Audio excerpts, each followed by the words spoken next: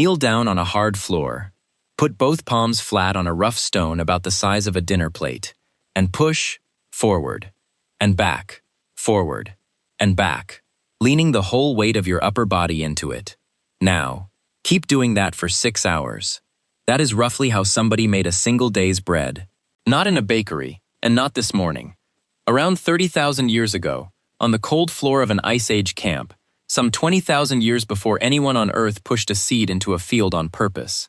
We tend to believe bread begins with farming. It doesn't. And the tool that made it left its mark in the strangest possible place.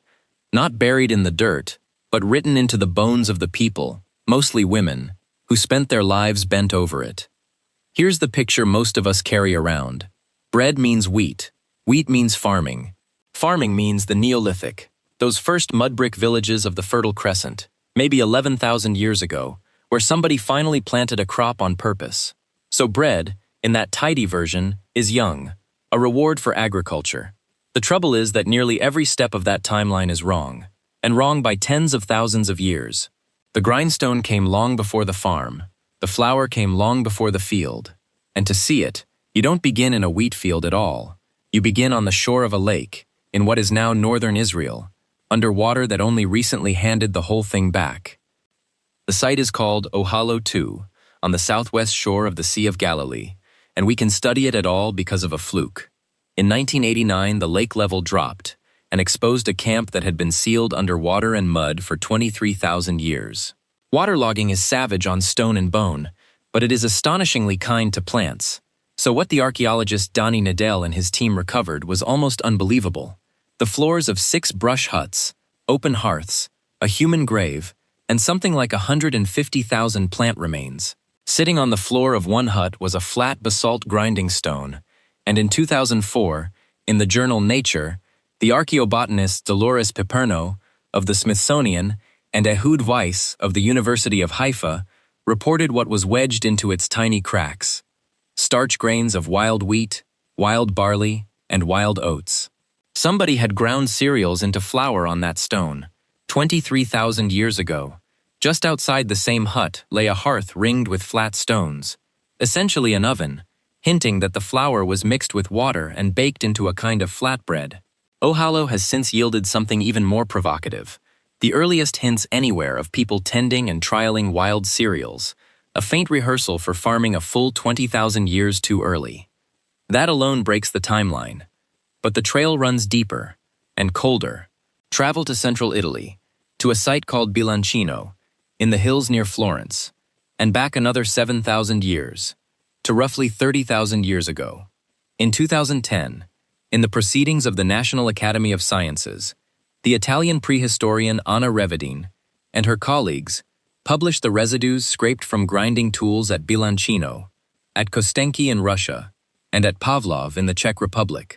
3 sites, more than 1,000 kilometers apart, scattered across Ice Age Europe, and all 3 carried the same signature: starch, ground fine.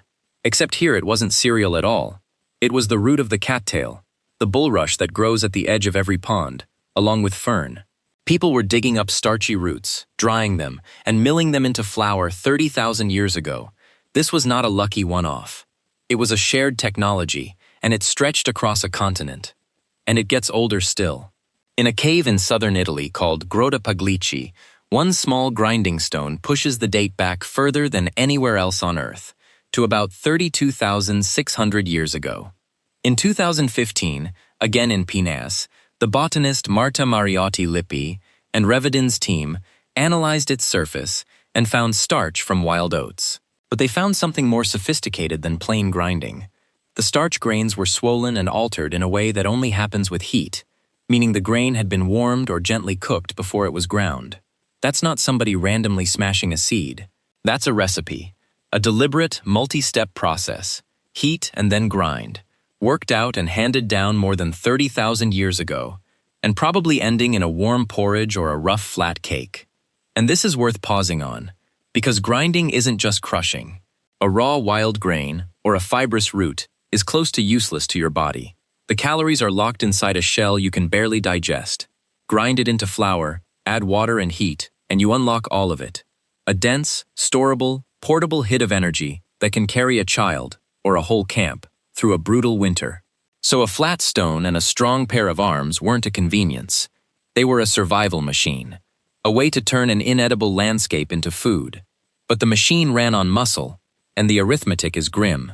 Feeding a single family for one day could take hours of grinding, with no engine to speed it up and no one else to pass it to, which is exactly why people were willing to pay such a steep price to run one.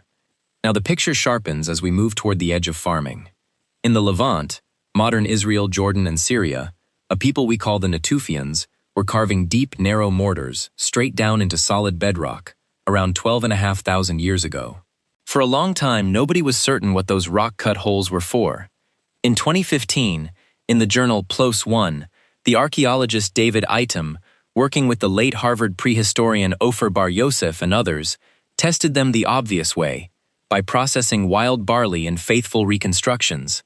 The holes turned out to be superb at exactly two jobs: stripping the tough husk off the grain and pounding the kernels into flour. This was purpose-built grain machinery, cut into the ground, 2,000 to 3,000 years before anybody in the region farmed a single field. Up to this point, every site has handed us flour and tools and ovens, but the bread itself has been an inference, because dough rots. Then, at a site called Shubaika 1, in the Black Desert of northeastern Jordan, someone finally found the loaf. In 2018, in Plas, the archaeobotanist Amaya Aranz Oteegui and her team reported 24 charred crumbs raked out of two ancient fireplaces, the burnt remains of a thin, unleavened bread, baked by hunter-gatherers 14,400 years ago. It is the oldest actual bread ever found, and it beats the arrival of farming in that region by at least 4,000 years. These people were not farmers. They were foragers who gathered wild grain, ground it, shaped it, and baked it, and left the char and the ashes for us to dig up. And this is the part almost nobody talks about. All that flour, at every one of these sites, had to be made by hand, by human beings, on their knees, driving a stone back and forth for hours a day after day after day. That much repetition doesn't just produce flour, it reshapes a body. At a site in Syria called Abu Huraira, the anthropologist Thea Mollison of the Natural History Museum in London studied the skeletons of the people who lived there as farming was taking hold, and she could read the grinding in their bones. Writing in Scientific American in 1994, she laid it out. Big toes with the joints permanently bent from crouching on curled-under feet, knees worn and arthritic from kneeling on hard ground, lower spines curved and crushed from leaning forward under load, arm and shoulder bones overbuilt, like an athlete's, from the endless back and forth.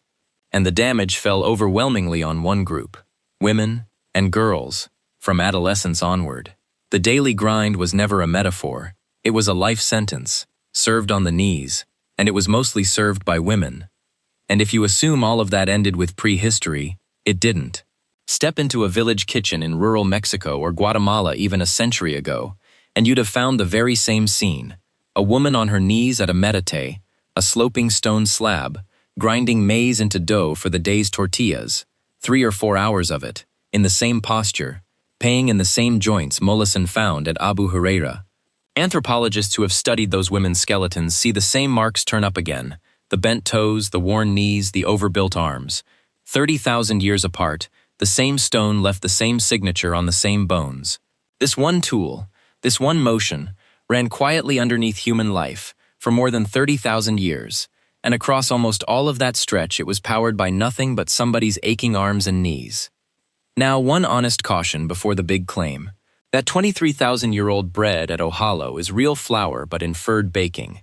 We have the grindstone, the wild cereal starch, and the oven-like hearth, but no surviving loaf from that exact moment. The oldest crumb we can literally hold is the 14,000-year-old one from Jordan. And a handful of researchers point out that some early grinding stones may occasionally have been used on pigments or other materials, not only food. Those are fair objections, but the starch grains themselves are very hard to argue away. When you find wild wheat starch packed into the cracks of a stone, somebody, at some point, was grinding wheat on it. So here is the reframe, and it turns the whole story of bread inside out. We hand all the credit to farming, to the plow, the field, the planted seed. But flour is at least 20,000 years older than any farm, and a baked flatbread is 4,000 years older. The field did not invent bread, the grindstone did, and a growing number of archaeologists now suspect the cause and effect runs the opposite way from how we usually tell it. Grinding wild grain into flour is what made those tiny, fiddly seeds worth the effort in the first place, worth gathering, worth guarding, and eventually worth planting on purpose. In other words, we may not have taken up grinding because we started to farm. We may have started to farm because, for 20,000 years, we had already been grinding. Line it all up. 32,000 years ago, a heated then ground handful of wild oats in an Italian cave. 30,000 years ago, cattail root flour on grinding stones from Florence to the plains of Russia. 23,000 years ago, wheat and barley milled, and probably baked, on a lakeshore in Israel. 14,000 years ago, an actual charred loaf in a Jordanian fire pit. 12,500 years ago, bedrock mortars husking wild barley across the Levant. And underneath every one of those dates, a person on their knees, pushing a stone, performing the oldest, most invisible labor in the human story. Which brings it back to you, and the last piece of bread you ate without a single thought. You tore it, you chewed it, you moved on. But that soft, ordinary thing sits at the end of a chain more than 30,000 years long. A chain of hearths and handstones and worn-out knees. Most of them belonging to women whose names we will never know, who spent hours of every single day turning hard, wild seeds into something a family could actually eat. They did it before there were farms, before there were villages, before there was a single planted seed anywhere on earth. Kneeling in the cold, driving stone against stone, hour after hour, so that the people around them could eat, and keep eating, through winters that killed the unprepared. Every loaf you have ever tasted was invented and paid for by them. The next time you pick one up, you are holding the oldest recipe on earth, and one of the oldest debts we never think to acknowledge. All the research is linked in the description.